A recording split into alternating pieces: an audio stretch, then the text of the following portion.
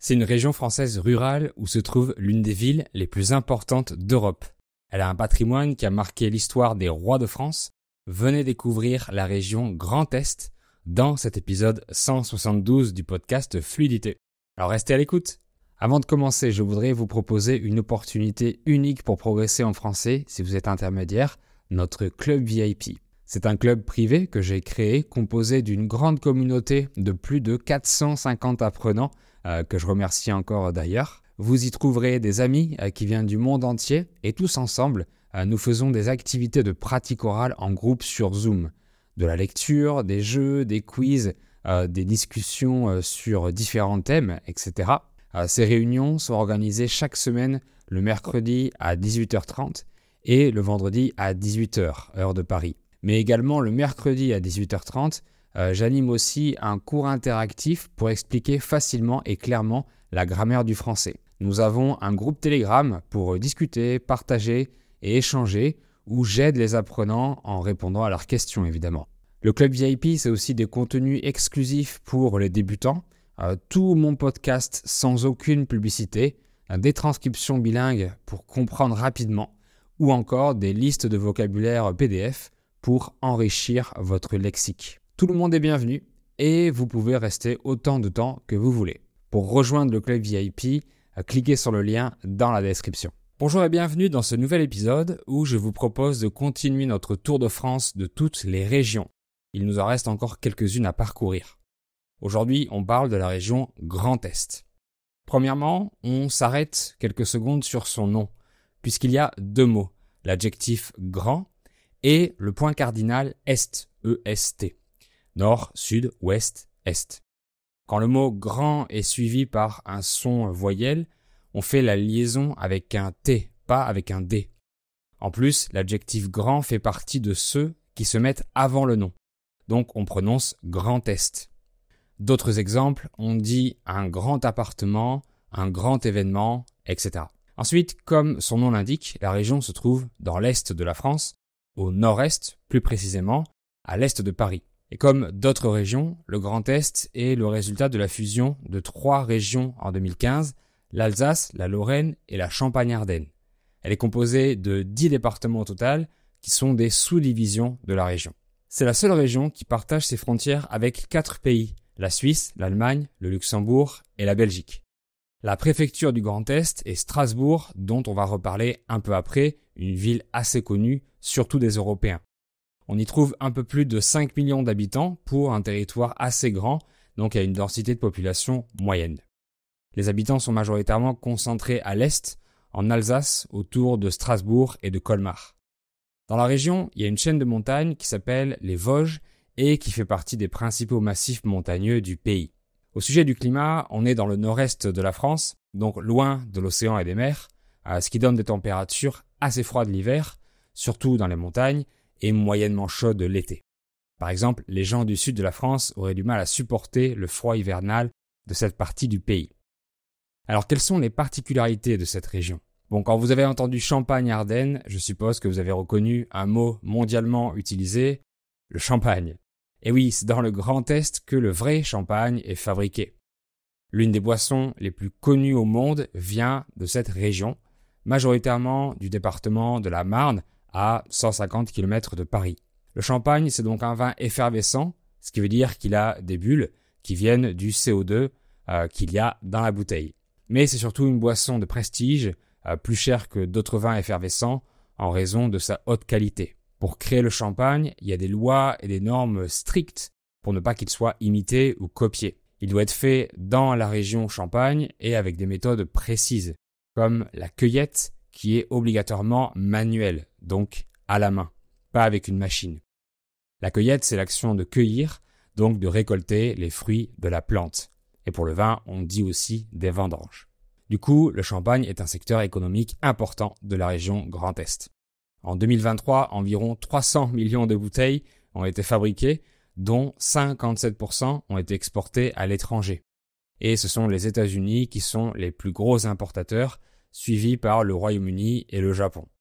Au total, ça représente une valeur de plus de 6 milliards d'euros quand même. Le champagne, que tout le monde connaît au moins de nom, est consommé partout, et représente le luxe, la fête ou les célébrations. On ouvre la bouteille en faisant sauter le bouchon, c'est-à-dire en le laissant partir brutalement de la bouteille pour entendre le fameux pop. Quand on veut impressionner nos invités, on peut aussi sabrer le champagne, ce qui veut dire casser le haut de la bouteille avec un couteau pour l'ouvrir, mais c'est dangereux. En France, on sert le champagne généralement dans des flûtes avec leur forme allongée pour voir les bulles monter en colonne. Mais on peut aussi utiliser d'autres types de verres. Le vin d'Alsace est également très réputé et de grande qualité parmi les vins français, et c'est majoritairement du vin blanc. Pour tout savoir sur le vin, il y a 2 épisodes sur ce sujet dans le podcast. On reste dans le thème de la gastronomie en parlant d'autres spécialités régionales. L'Alsace, qui est séparée de l'Allemagne par le Rhin, a été plusieurs fois allemande avant de rester française. Donc elle a gardé des spécialités germaniques comme les délicieux bretzels, mais aussi la fameuse choucroute garnie. C'est un plat très calorique avec du chou et de la charcuterie comme de la saucisse ou du lard par exemple. Je peux aussi vous citer la Flammkuche, qui est une tarte cuite au feu de bois. C'est comme une tarte salée à pâte très fine avec de la crème fraîche, des oignons et des lardons, donc ces petits morceaux de lard en forme de bâtonnet.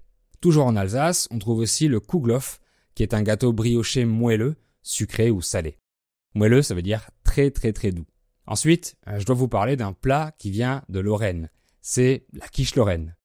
C'est une variante de la quiche, comme une tarte épaisse salée, remplie d'une pâte composée de crème et d'œufs.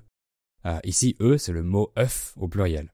La quiche lorraine contient également des lardons et parfois du fromage râpé qu'on met par-dessus et qui va gratiner au four.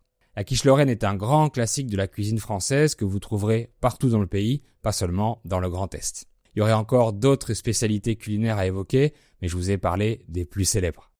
Au sujet de Strasbourg, j'en ai déjà parlé plusieurs fois. J'ai fait un épisode dédié à cette ville en 2021, le numéro 70 si vous voulez l'écouter.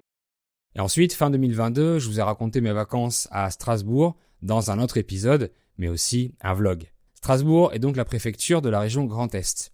Elle héberge la Commission européenne des droits de l'homme, le Conseil de l'Europe, mais aussi le Parlement européen en alternance avec Bruxelles. Donc l'endroit où se réunissent les eurodéputés. Du coup, c'est une ville qui joue un rôle plus qu'essentiel pour l'Union européenne, comme Bruxelles. Strasbourg accueille également l'un des plus beaux et des plus anciens marchés de Noël du monde. En effet, il a lieu depuis 1570. Donc ça fait 450 ans qu'il y a ce marché de Noël tous les ans à Strasbourg. On y est allé fin 2022 et effectivement je confirme que c'est grandiose et magnifique. Je le conseille à tout le monde, surtout si vous avez des enfants, ils trouveront ça magique.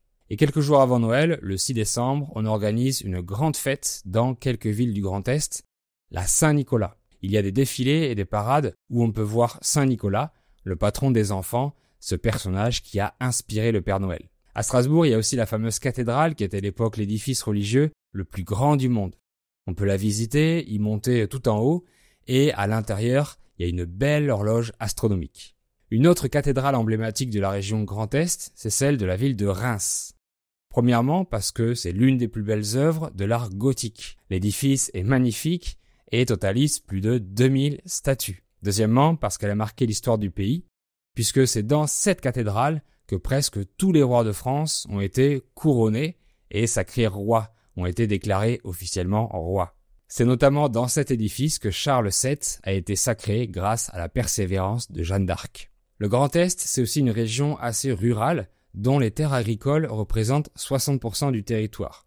Il y a de grandes forêts dans les Ardennes, vers la frontière avec la Belgique. On compte au total 7 parcs naturels régionaux, donc beaucoup de nature. En Alsace, on trouve beaucoup de petits villages typiques avec des maisons traditionnelles qui ont une structure apparente en bois, avec des poutres. Mes parents y sont allés et ils ont visité de petits villages qu'ils ont adorés, mais aussi Colmar, une petite ville très charmante où on peut se balader sur des canaux. Il y a d'autres villes importantes dans la région Grand Est comme Nancy, l'une des principales villes universitaires de tout le pays, avec plus de 50 000 étudiants. C'est aussi une ville d'art qui possède un opéra national et où a été créée la Compagnie française du cristal, l'une des plus grandes de France. La fabrication du cristal est ensuite devenue une spécialité en Lorraine. Quelque chose à partager avec vous que je trouve curieux, à Charleville-Mézières, dans le Grand Est, tous les 2 ans, il y a le Festival mondial du théâtre de marionnettes. Une marionnette, c'est une figurine en bois ou en carton qu'on fait bouger avec des fils. Durant ce festival de 10 jours, il y a des spectacles de marionnettes dans des théâtres ou même dans la rue.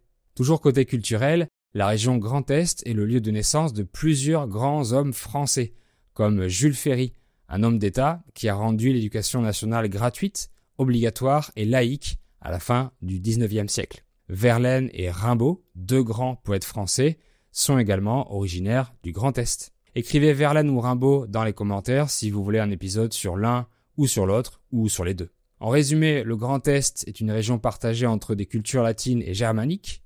Il y a un contraste entre de grands espaces ruraux et des villes assez peuplées. On y trouve un superbe patrimoine comme de célèbres cathédrales ou d'autres monuments classés. Voilà pour ce résumé de la région Grand Est. Dites-moi dans les commentaires si vous avez déjà visité cet endroit, où vous êtes allé, et ça me fera plaisir de vous répondre. Merci beaucoup d'avoir suivi cet épisode. Abonnez-vous à mon podcast ou à ma chaîne pour ne pas rater les suivants. Si vous avez aimé le contenu et que c'était utile pour vous, dites-le moi en mettant un pouce ou un like ou en mettant 5 étoiles sur les plateformes de podcast et également pour me soutenir. À bientôt!